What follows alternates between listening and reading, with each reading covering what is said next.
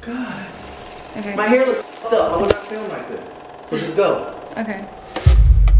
So, the Ace family.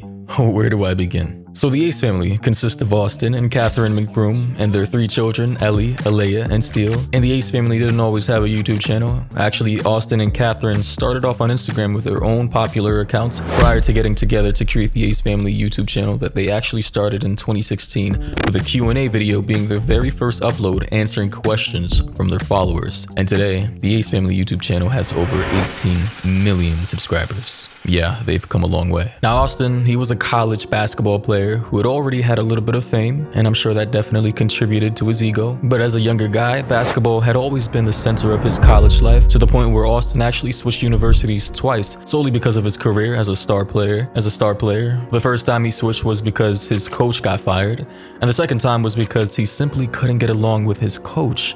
And in great coincidence, his coach, who got fired from the first college he was at, ended up transferring to the third one he was attending. It's about 6 o'clock right now. I usually come in the gym, work out, shoot a couple jumpers. Yeah, I just come out here every day just to want myself good habits, keep the hard work.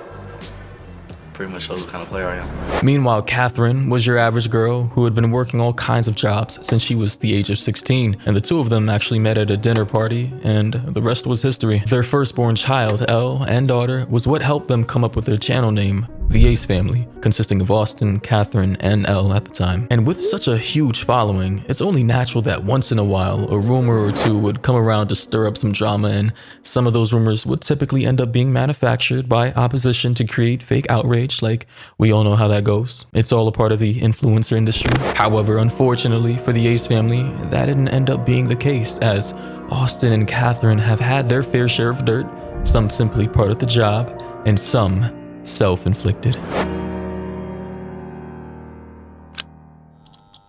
So let's talk about the most recent controversy surrounding the Ace Family Fest. Now, this event recently happened on July 9th of this year and was announced on March 19th in a video titled The End of the Ace Family on YouTube. And believe it or not, it wasn't clickbait, which we all know is a staple in today's social media industry. They did in fact announce their plan to quit YouTube by the end of the year in order to travel and apparently spend more time with the family. Today we have some good news and we have some bad news. This is the last year that the Ace family will be on YouTube. We're going to make this year, 2022, our last year on YouTube, because next year in 2023 we want to do a lot of traveling with the family. Despite all that though, I highly doubt that they'll genuinely end up quitting YouTube and never uploading another video to the platform ever again, because in all honesty, it just wouldn't be a smart business move unless they seriously just don't care about being in the spotlight anymore, which was how they built their careers in the first place. But that's not all that they announced. Austin and Catherine also announced that they were hosting a carnival-styled festival aptly named the Ace Family Fest.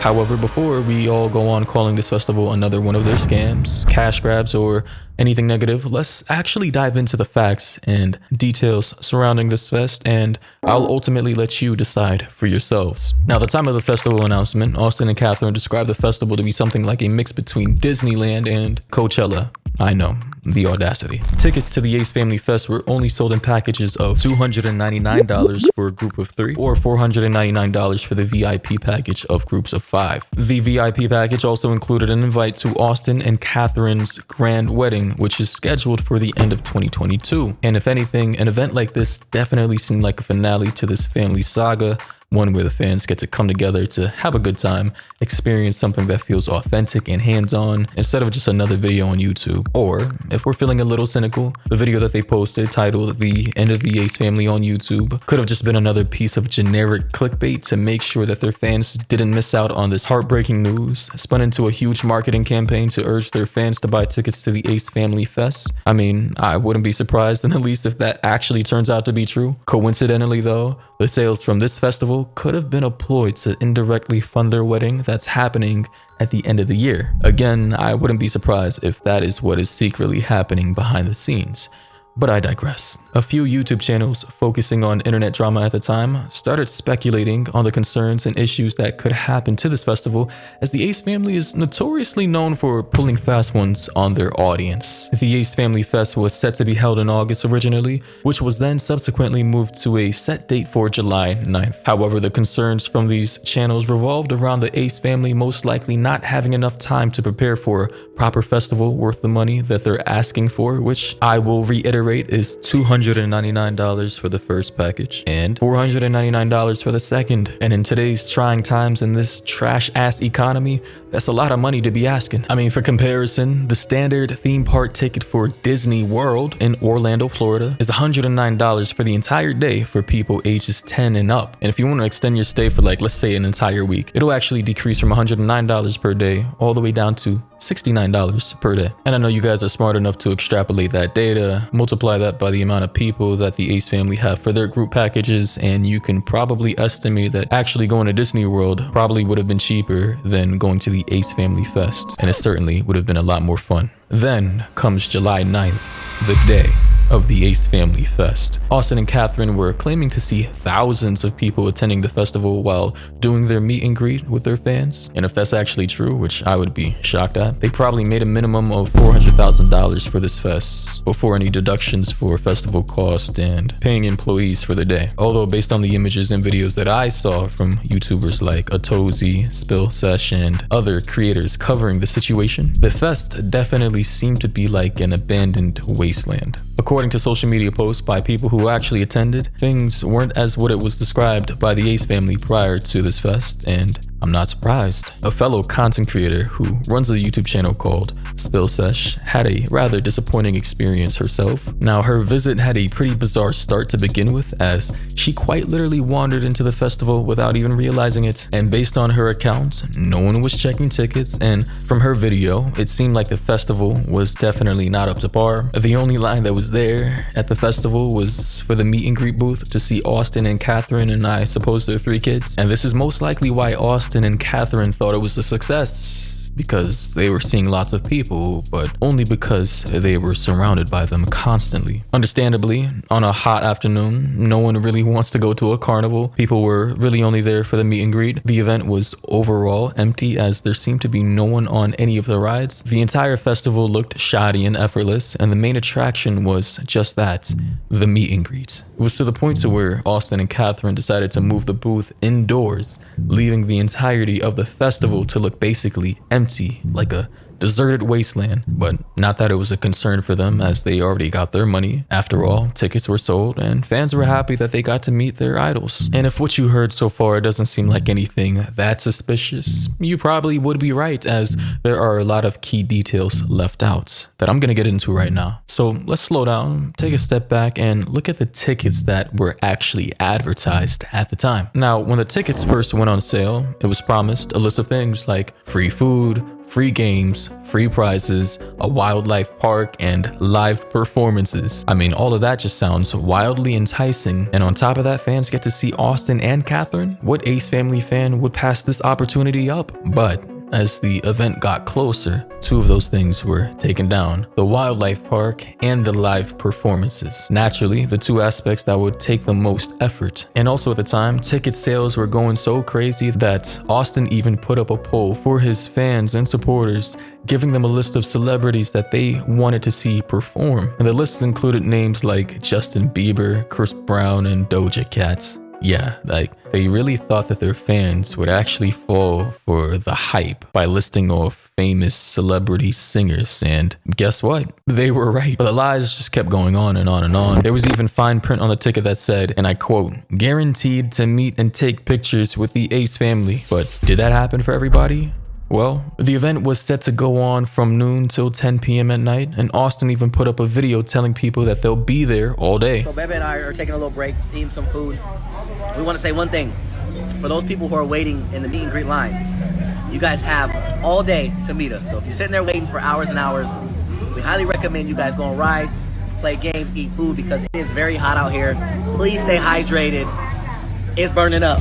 And we want all you guys to be safe. So again, if you wait in the line for hours, you can always come back when the line is shorter and meet us. We're gonna be here till 10 p.m. We love you guys so much. We can't wait to meet you guys. But up to a certain point of the festival, the line was just suddenly cut off. The meet and greet was just no longer a thing, and it appears that nobody else could meet Austin and Catherine McBroom, the main attraction of this whole event, the reason for why most people even bought these festival tickets in the first place. Like, if people wanted to go on rides and ride Ferris wheels and play carnival-styled games and win prizes, then they would probably just go to a local event in their home state or city, or go to somewhere like Disneyland or Disney World where their money would be better spent. But alas, here we have a festival with empty rides, steaming hot weather, and a not so guaranteed chance to meet the Ace family as the tickets or advertising at the time said there would be. This was all starting to look nothing like how it was described by Austin and Catherine, which in my opinion should be of no surprise. Meanwhile, in their own video on the Ace Family Fest just recently, things looked a lot differently. Of course, with the magic of editing and angles and hyping things up in a video, the Ace family was able to paint a picture that constructed an image that wasn't a part of reality. And a lot of people obviously were catching on, as the current video, although YouTube has disabled dislikes through an extension that I have, I can see that there is 114,000 dislikes in comparison to the only 38,000 likes for this video.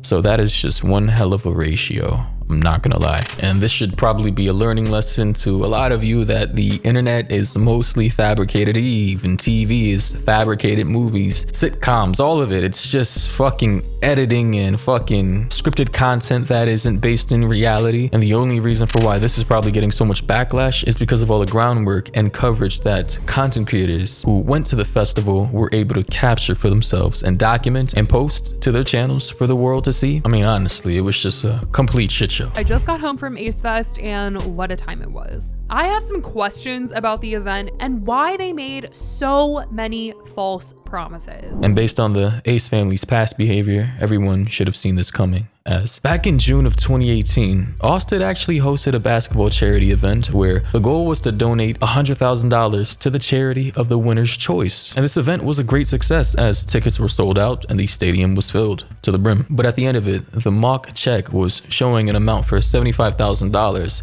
instead of the promised $100,000. And naturally, this looked like the Ace family took the other $25,000 for themselves. Although, even if they were to give the full $100,000, they would have still turned a profit off the event, as the tickets were $45 each, and they sold about 10,000, which means they were already $450,000 in the green just from the ticket sales themselves. However, the Ace family never quite gave a proper explanation for this discrepancy. Like, where did the other $25,000 go? We don't know. Probably Catherine used it to buy a Birkin bag or something. Between July and August of 2018 though, there was a period where Austin was being called out for his tweets that were rather racist and inflammatory to a lot of people. Although these tweets were out there long before the Ace family fame, whether or not you want to see it as everybody makes mistakes, the past is the past, is up to you. But these tweets go between the years of 2011 to 2013, and these tweets were not only racist, but also propel a stereotype for black people within certain regions of America.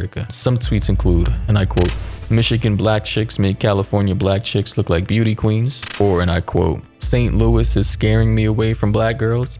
Blondes with blue eyes are looking more appealing." And since then, since the backlash, those tweets have now been taken down and deleted for obvious reasons. And the drama doesn't stop there, as within that same time period, back-to-back drama, in August of 2018, the Ace family uploaded a video sharing that their house was broken into. And this video included the damages done around their house and the cops being around doing investigative work, right? So what do you think they used to break this window?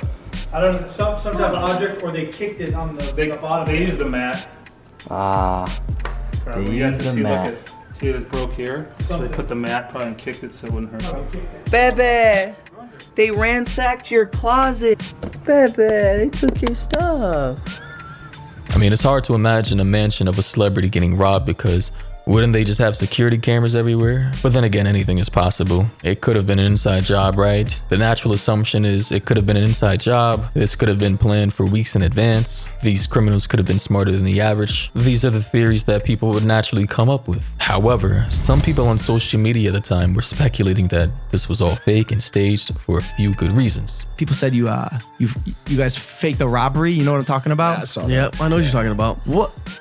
What was, did you guys fake that someone broke in your house? First off, the cops happened to be acting pretty casual. One of the cops asked if they're recording this for their YouTube video and then proceeded to throw up a peace sign. And fellow content creator, as we all know, known as Keemstar, actually tried to jump in on this bandwagon. On last Strumler, I told you how the Ace family was robbed, and well, were they? And posted a rather legitimate looking police report claiming that the robbery was real, with a date on the police report showing the 15th of August. Ironically though, Austin tweeted about the house break-in on the 16th, starting off with, and I quote, "Tonight our house got broken into," as in tonight, the 16th, according to the date that was under his tweet. Needless to say, there is another discrepancy with that situation, and something doesn't quite add up. Also, in January of 2019, the Ace family hosted a basketball event where if a contestant shot and scored 10 points in a row from different spots from around the court, they would have been given $100,000. And from the get-go, this thing was already shady, because why would a YouTuber just randomly give anybody $100,000? And shady it was because everyone thought that just anyone could enter the giveaway because of how they portrayed it. But in reality, the only people chosen to actually participate in this event were handpicked notable or famous content creators who would subsequently fill the 20 available spots. So that was the catch. It was never really a giveaway to the general public, but just a huge promotional event for 20 lucky YouTubers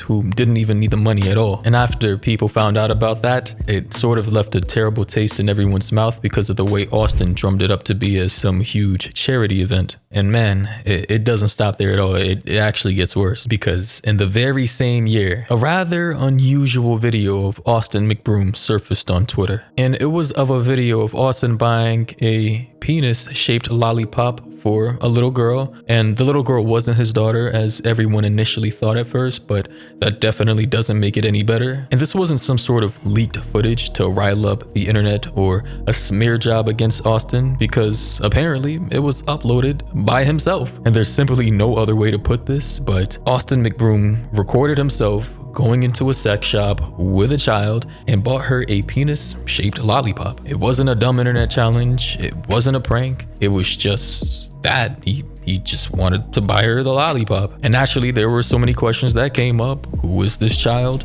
Why did Austin bring her into a sex shop? Why did he buy her that lollipop? And why did he record the entire thing and post it on the internet? And what he said in the video itself, it didn't really provide a lot of answers to the questions that people had, but he said, and I quote, "Guys, I'm in so much trouble, but she said she was gonna steal it if I didn't buy it, so yeah." But you guys can see the video for yourselves. What'd you say?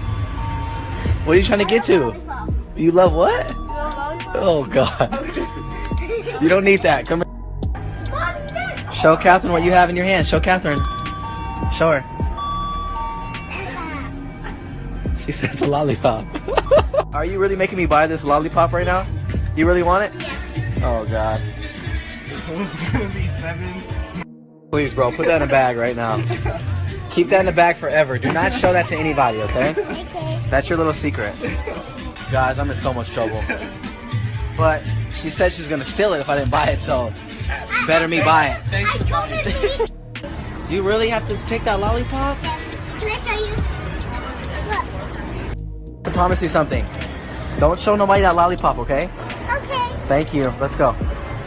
And shortly after that, Austin deleted the video and deactivated his Instagram account, only to come back a few days later with no further comments. It was just like, it happened, it passed, and now it's history. But clearly, whatever's uploaded to the internet will remain on the internet forever. Later in the same year though, because obviously the Ace family can't stay out of trouble, Austin was faced with rape allegations thrown out by Cole Carrigan, another content creator on YouTube. Cole claimed in his 15-minute expose that earlier that year, a friend of his confided in him about being raped by Austin in a hotel in Miami. He also added that Austin also tried to rape another woman, and that he also tried to pay off Keemstar, the host of Drama Alert, $500,000 to not expose him. And these were definitely serious allegations, but ones that would fall apart soon after. So a few months ago, I was still living in the Team 10 house and I got a call from one of my good friends. She was hysterically crying. I've never heard anyone feel so distraught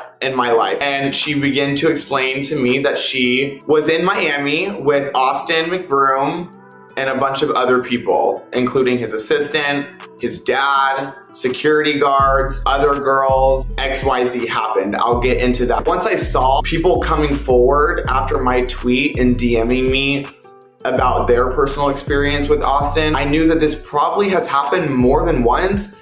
And if no one comes forward about it, it will happen again. So after that tweet, Keemstar, aka Drama Alert, reached out to me through DM saying to give him a call. I called him and he basically asked me what was going on, what happened. I basically gave him a small rundown of what happened, and he proceeded to ask me if he could reach out to my friend that it happened to and get her to speak so he could put a video together. The next day came and he didn't tweet anything, he didn't upload anything. So I texted him saying, how much did they pay you to keep quiet? And he responded with this. And shortly after that video of accusing him of those deeds came out, Austin actually put out some pretty strong statements on his stance in this. And here was his response. Austin responded. Austin put out a tweet saying, I hope you really understand what's going on here. If you have not heard, I've recently been a victim of extortion, defamation, and slander. I knew that this was a cold world,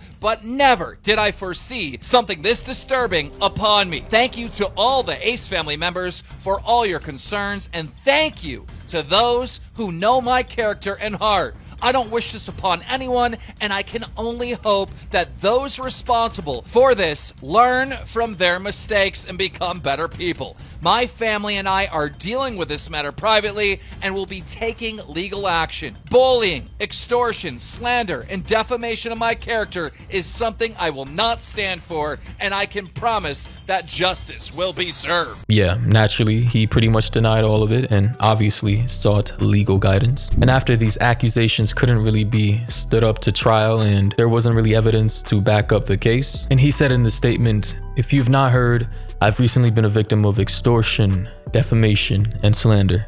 My family and I are dealing with this matter privately and taking legal action. And shortly after that statement, people started backpedaling on what was initially said. Leslie Golden, who was allegedly the victim that Cole Kerrigan was speaking about, said in a now deleted post, and I quote, I wanted to say that Austin McBroom is not to blame in the situation and that he did not rape me or anyone. And after that statement, Keemstar, the host of Drama Alert, tweeted out that the entire exchange about being paid $500,000 to expose Austin was done in sarcasm. And following these claims that seemed to have fallen apart, Cole took down his initial video that started this all. Like, were the allegations completely false, or was this the work of Austin's legal team? Who knows? But I do want to know all your thoughts. Let me know what you think about the Ace family down below. If you enjoyed this video, be sure to like, share, and subscribe down below if you're new. Also, be sure to follow me on Twitter and Instagram. All links are down below. And if you have any other video topics or stories or video ideas you want me to take a look at, be sure to DM or email me with all your inquiries. But in any case, thank you for watching, and until next time, stay safe out there.